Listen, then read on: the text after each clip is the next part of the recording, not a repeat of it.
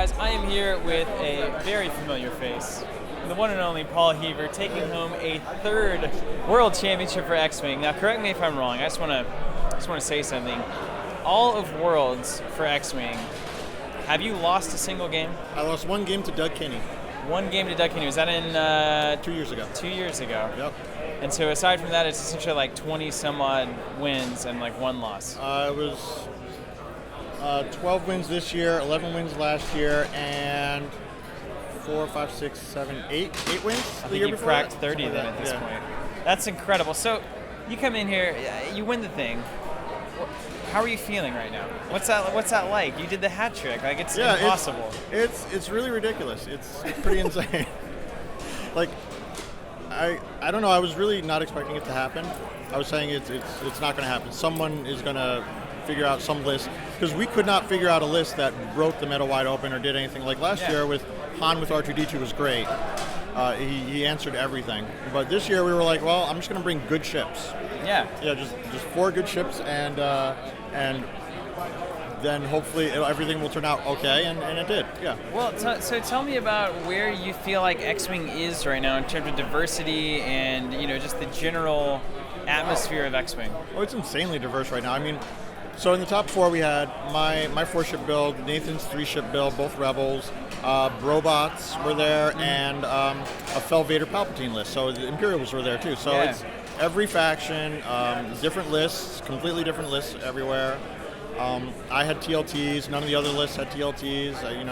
Auto thrusters were probably pretty popular everywhere, but yeah. What is it that cracked this thing open? Because I feel like I was watching last year, and it was big ship, small ship for a long time. Yep. And now it's every ship. So what has changed to make it shift so dramatically? Well, the auto thrusters were a huge thing, and then the twin laser turret was the other thing that really killed the 2-ship meta. All right, man.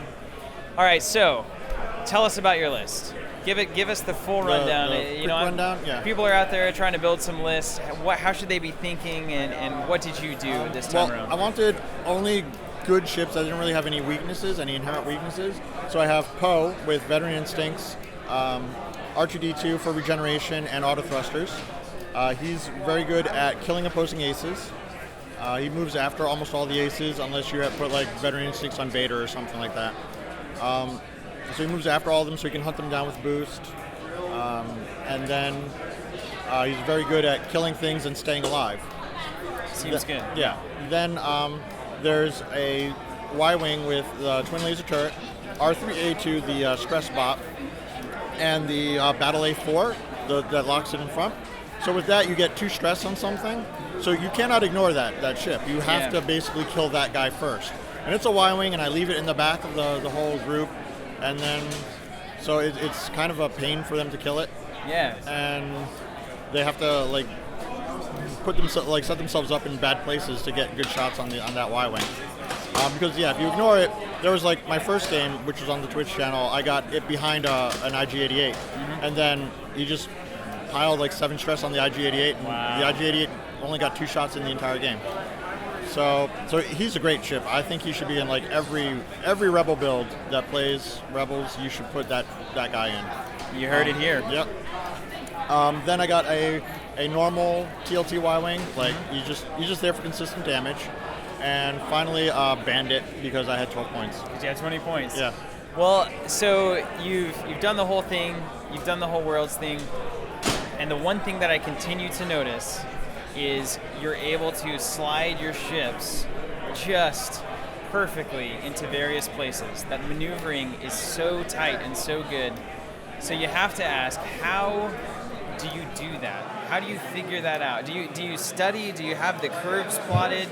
Well, you have to figure out little shortcuts where obviously everyone knows like going forward it's ship lengths. So and going sideways you eventually learn. Like sideways is a two hard turn left, for example. There's one full ship that you can fit in between your ship and they're like diagonally. So you figure out like kind of transposing your ship along where it would end up. And then the banks are kind of similar. You go like 3 ship lengths forward for a 3 bank, and then you kind of go off to the left 1 ship length and then turn 45 degrees. So you figure out where all those spots are. Wow. And then I really use the stars on the map to kind of figure out where, because otherwise if it was just a plain black map, you're staring at it and you're going to lose track of the distances. Yeah. So you have to kind of be use like landmarks. Yeah, you have to have landmarks on the map to figure out where your banks are going to be. Well, are you going to play Imperial Assault at Worlds? Yeah, that's on Saturday. If you I have a first round bye. If you win that thing, then I don't know what we're going to do. We're going to have a party for you because it's just unbelievable, man. Yeah. Congratulations. Thank you very much. Thank you so much for being such a stalwart pillar for this community. I think everybody who watches this third victory says X-Wing is definitely a game of skill. Oh, yeah. More than anything else. Everyone in the top 4 got there by skill, not by dice rolling. Yeah. Awesome. Well, thank you guys. This is Paul Heaver. You'll see him maybe again in a grand party that we throw for him. I don't know what's going to happen, but we got more coming from FFG's Worlds 2015, so stay tuned.